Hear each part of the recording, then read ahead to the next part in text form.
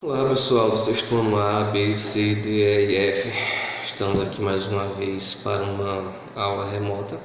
Espero que vocês estejam se cuidando, que vocês estejam bem, que estejam em isolamento social, que estejam estudando, né? Realizando as atividades dos demais professores, uma vez que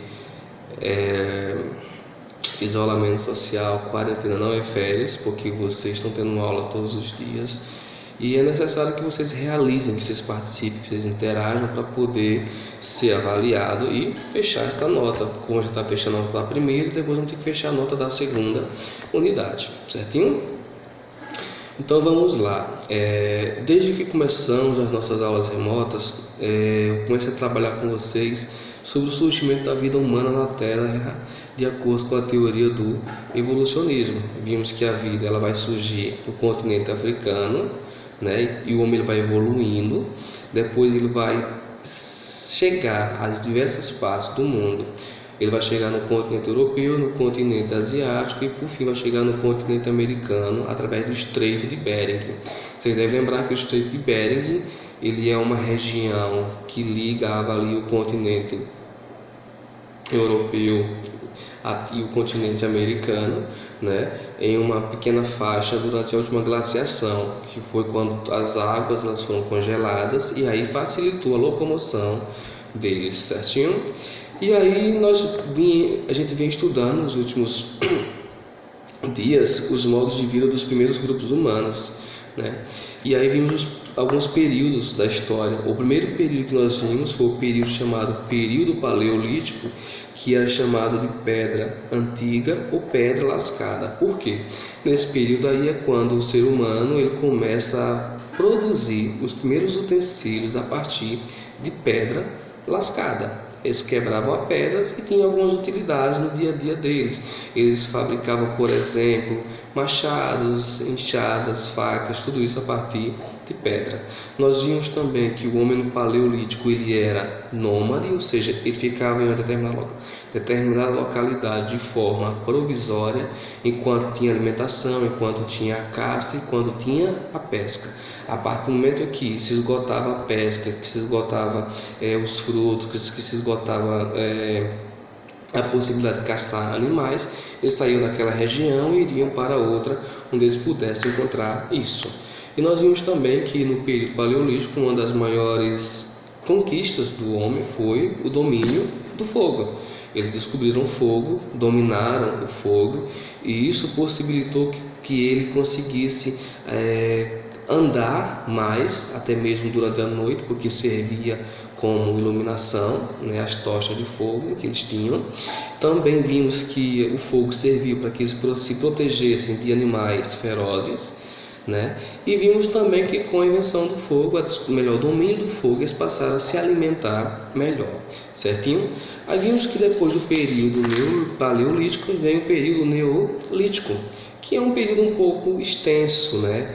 Esse período neolítico, que também é chamado de período novo ou período da pedra polida, ele vai ser caracterizado com uma evolução do ser humano no processo de produção de instrumentos que vão servir para o dia a dia deles a partir da pedra lascada, ou seja, eles vão pegar a pedra que antes era lascada sem nenhum trabalho especial, vão começar a polir essa pedra e vão produzir facas, machados, furadores, raspadores, tudo que você possa imaginar, que vão ter uma grande utilidade no dia a dia deles, porque eles vão poder viver muito melhor a partir dessas novas ferramentas que vão criar com a pedra polida, que, como por exemplo, eles vão poder cortar a carne do animal para poder cozinhar, tirar a pele do animal, criar ferramentas para poder se proteger de animais ferozes e algo do tipo. Vimos também que nesse período neolítico o homem ele deixa de ser nômade, de ficar temporariamente em uma localidade e passa a ser sedentário, ou seja, ele passa a se fixar em uma determinada região. Isso porque ele vai discutir uma nova descoberta tão importante quanto o fogo, que é a descoberta da agricultura, que é uma descoberta atribuída à mulher. A mulher que passava mais tempo em casa, cuidando dos animais, cuidando das crianças, ela vai perceber que quando uma semente jogada jogada ao solo, ela vai brotar, ela vai crescer, vai florescer e vai dar frutos. Então a questão da descoberta da agricultura vai ser atribuída à mulher. Então com isso o que acontece? O homem vai conseguir começar um processo de desmatar grandes áreas e poder plantar, porque não tinha como ele plantar no meio da floresta. Então, derrubava uma área grande, as árvores, limpava, arava, plantava para poder colher, certinho? Isso durante o período neolítico. E nesse processo aí, eles vão começar, além de produzir outros instrumentos, descobrir a agricultura, se fixar em uma determinada região. Isso vai provocar grandes mudanças no meio ambiente. Por quê? As áreas serão desmatadas para que eles possam cultivar. Esse momento em que o homem descobre a agricultura, começa a explorar de forma mais selvagem as plantas e os animais, para poder ter uma qualidade de vida melhor, é o que a história vai classificar de revolução agrícola. E aí nós vimos na última aula que as primeiras formas de cultivo, elas vão surgir ali na região do Crescente Fértil, no Extremo Oriente, ali na região do Egito. Claro que a agricultura não vai ser praticada somente na região do Egito, ela vai ser praticada em diversas partes do mundo, em momentos distintos ou paralelos, só que também de forma diferente, certinho? Vamos para hoje, nós vamos trabalhar na página 44 e 45, como é que surgiu o comércio e também as primeiras cidades. Então veja só, no Neolítico o homem ele é simplesmente um ser sedentário, ele evolui, porque no Paleolítico ele era nômade. E aí ele descobre a agricultura. O que é que vai acontecer? Eles vão descobrir várias técnicas de poder cultivar, porque vejam bem, na região do Egito eles tinham que cultivar as margens do rio Nilo, mas com o passar do tempo eles descobriram o processo de sistemas de irrigação. O que seria um sistema de irrigação? Não sei se vocês já tiveram a possibilidade de ir em um sítio, de uma roça, como nós chamamos lá no mato, ou de uma lavoura ou algo do tipo, enfim. Eu digo isso porque eu vim do sítio, do campo. Então, muitas vezes, quando nós não temos, onde eu morava, na verdade, a gente não tinha rio por perto. O rio mais próximo ficava a 5 quilômetros, então era necessário que fosse construído um sistema de tubulação com bombas para poder levar água do rio, que é de 5 quilômetros, até o lugar onde eu estava habitando. O que é que acontece? Tendo isso, esse processo de captação no rio, colocava uma bomba d'água, uma bomba de potência bem elevada, colocava-se a tubulação até chegar lá onde eu residia até uns 10 anos, 15 anos atrás, mais ou menos. E aí com a água o que acontece? Eu poderia, junto com minha família, cultivar, plantar feijão, plantar milho, plantar batata, essas coisas. Então isso é um sistema de irrigação.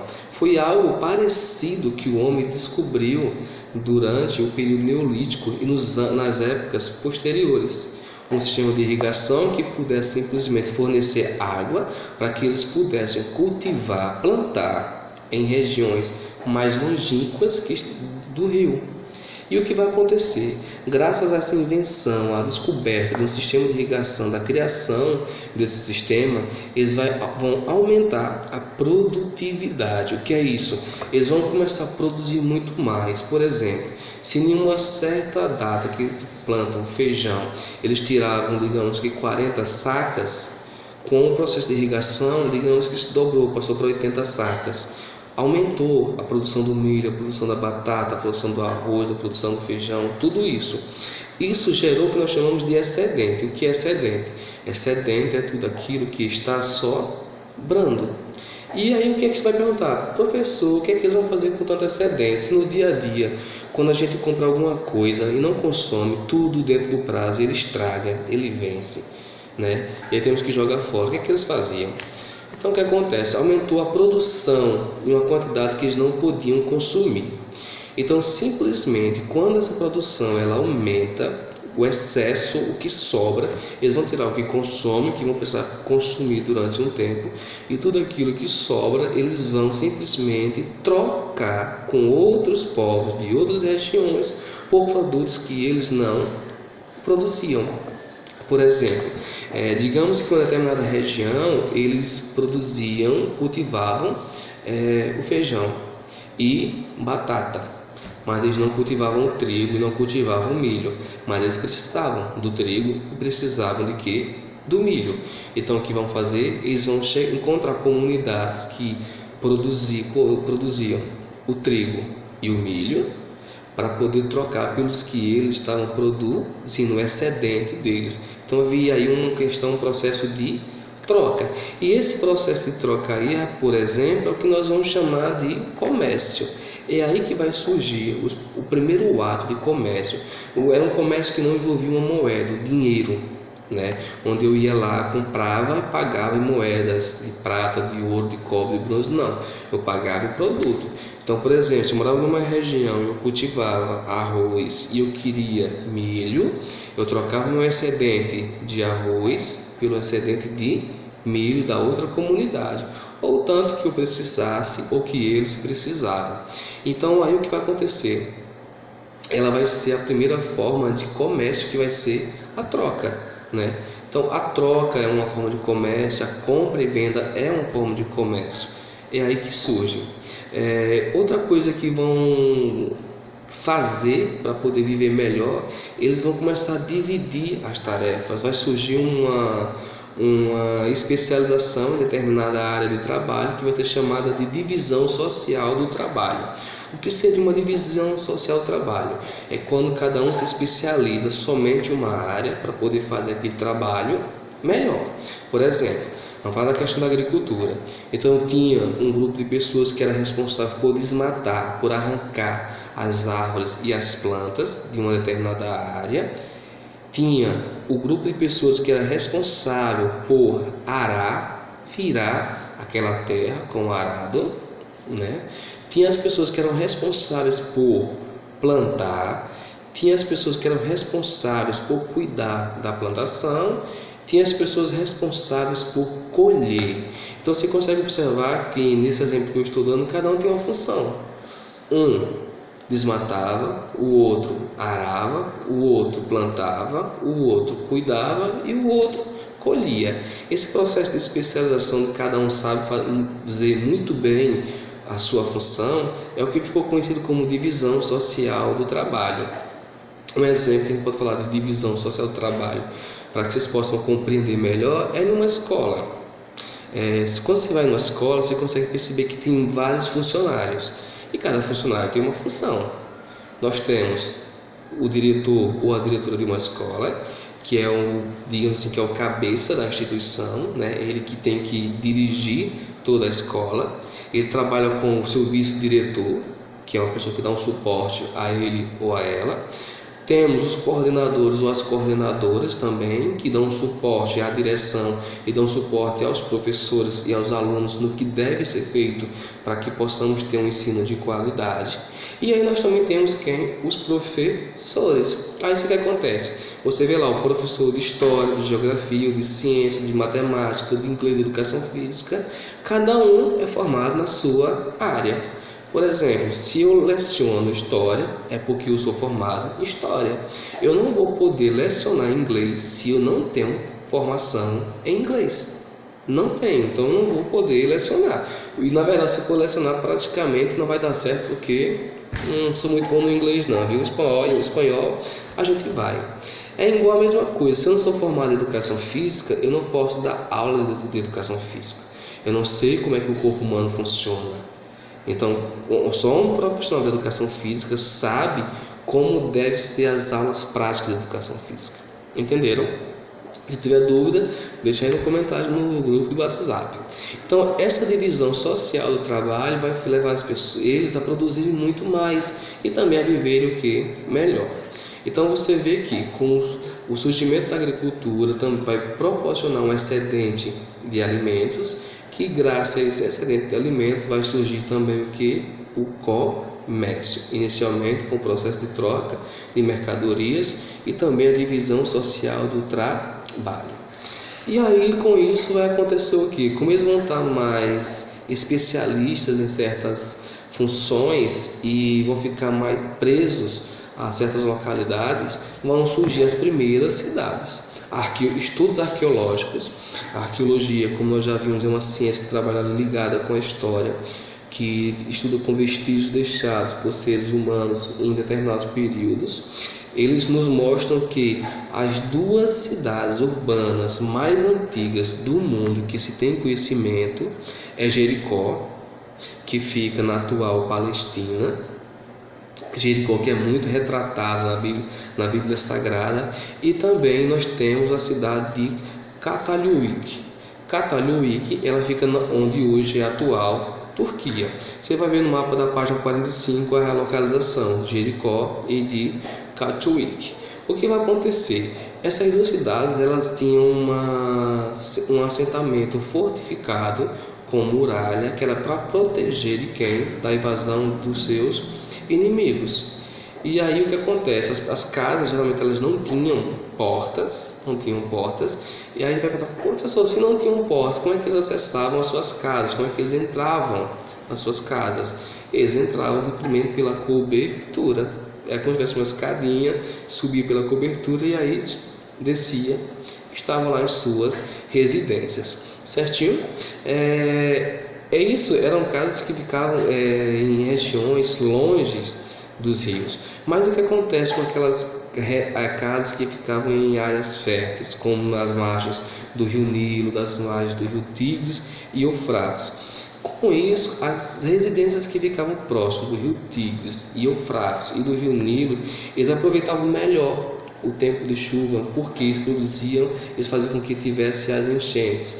Então, com as enchentes, eles podiam cultivar sem fazer uso de um processo de irrigação, certinho? E aí o que vai acontecer? Vocês vão ter que lembrar que as primeiras vilas, além de Jericó e de Cataluyuk, as primeiras vão surgir ali na região do Nilo, no Egito, no rio Tigre e Eufrates, na Mesopotâmia, amarelo e azul na China e o índio lá na Índia, certinho? E essas aldeias elas vão se unir e vão começar a surgir as primeiras cidades, porque vejam bem, não vai surgir logo uma cidade de cara.